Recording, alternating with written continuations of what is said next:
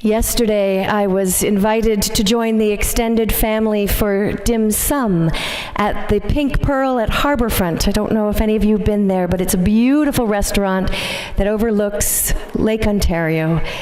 It's beautiful, and my daughter and her friend Matt were there, and our extended cousins were there, and Bailey had pulled out a new cell phone, and wanting to be a good mom and interested, I reached over to look at the phone, and she said to me, "Oh, Mom, this phone would not be a good choice for you."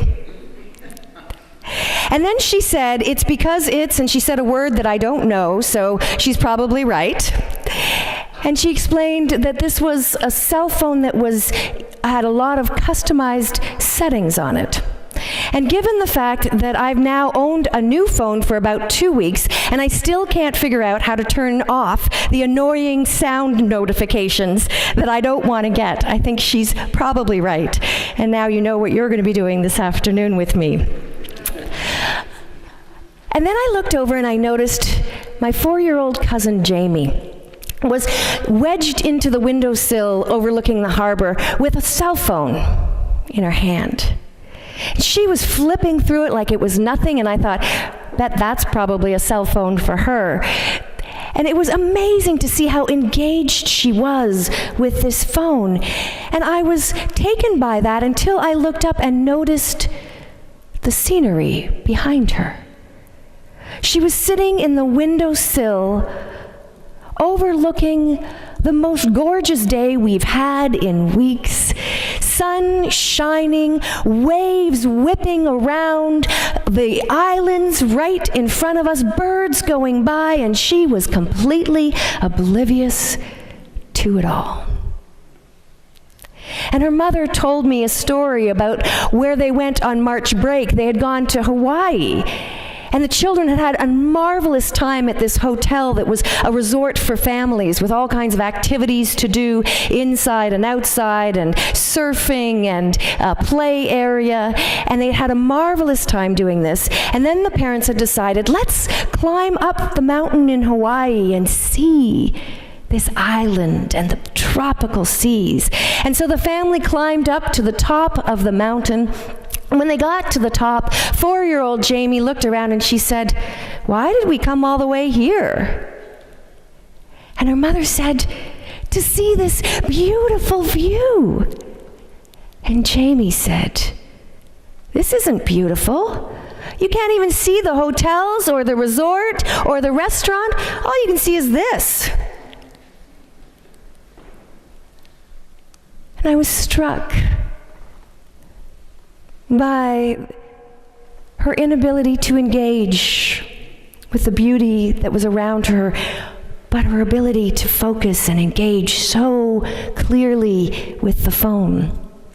And it reminded me of my in-laws, my brother and sister-in-law, who have created a home for themselves at the end of a gravel road 45 minutes outside of Thunder Bay.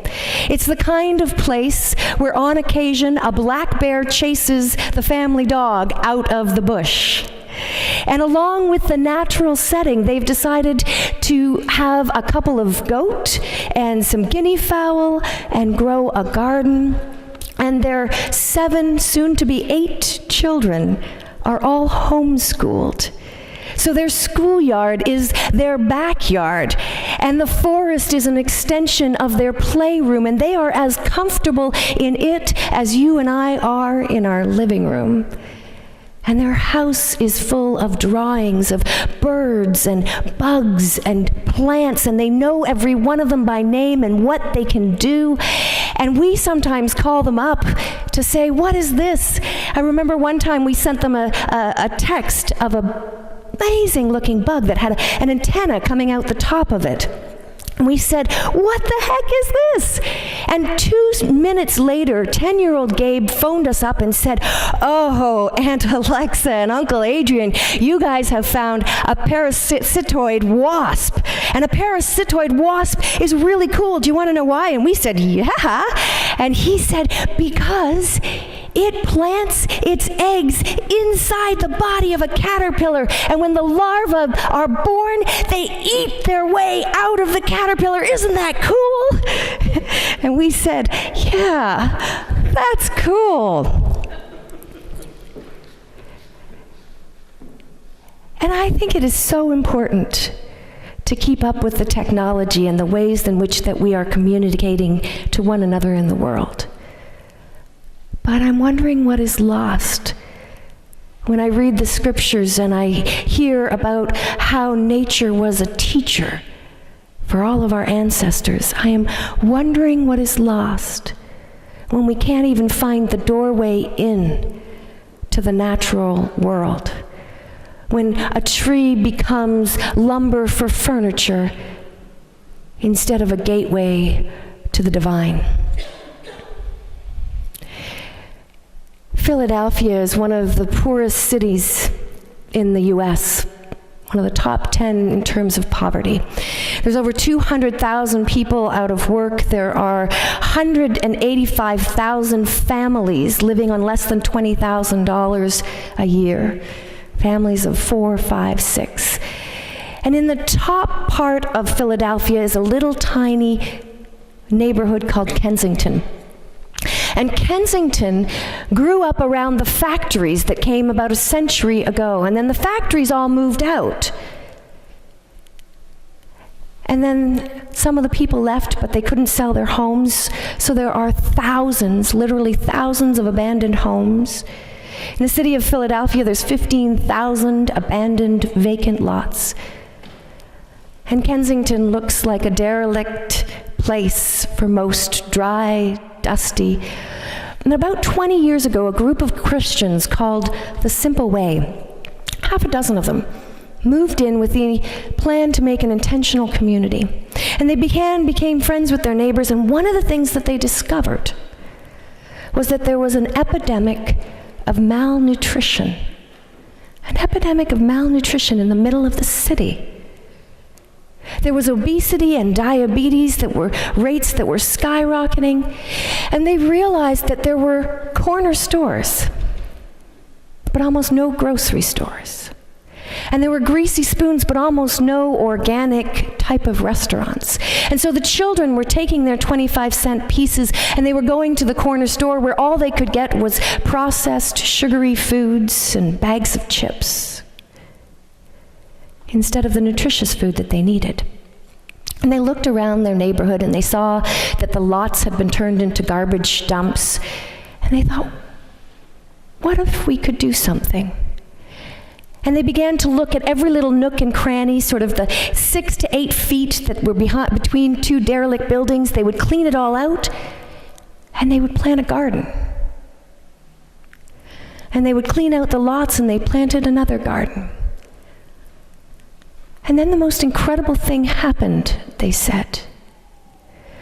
Because before that, it's hard, they said, to believe in a beautiful, creative God when everything you see around you is ugly, broken, and desperate. It's hard to believe that there is a creative God, an artist bringing new life into the world when all you see is dust and dirt. And when they brought the children into the gardens, which was one of their favorite things to do, these children who thought that tomatoes came from a can would grow wide-eyed in amazement as they saw the tomato growing on the vine.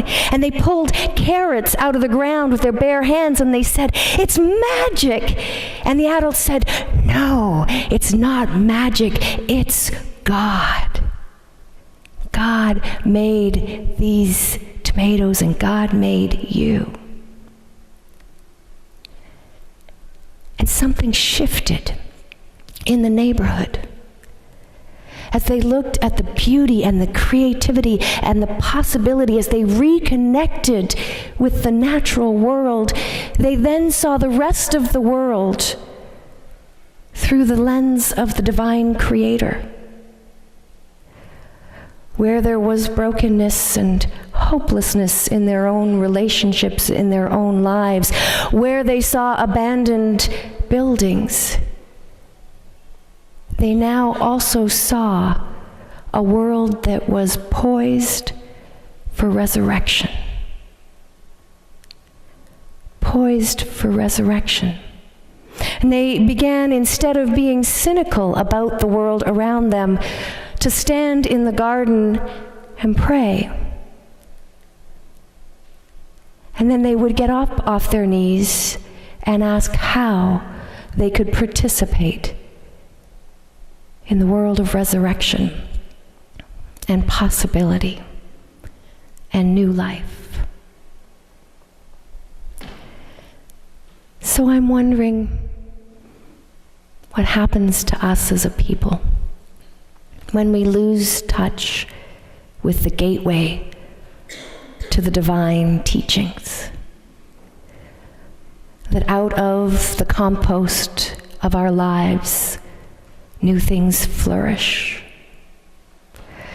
That there is a beautiful, creative energy painting new life and possibility into this world. And I'm thinking about the people in Philadelphia who have discovered that. And I'm thinking about my nieces and nephews who have discovered that. And I'm thinking about myself and my little 4-year-old Jamie. And I'm wondering how we might also not just stand at the doorway and wonder, but take a moment to step through.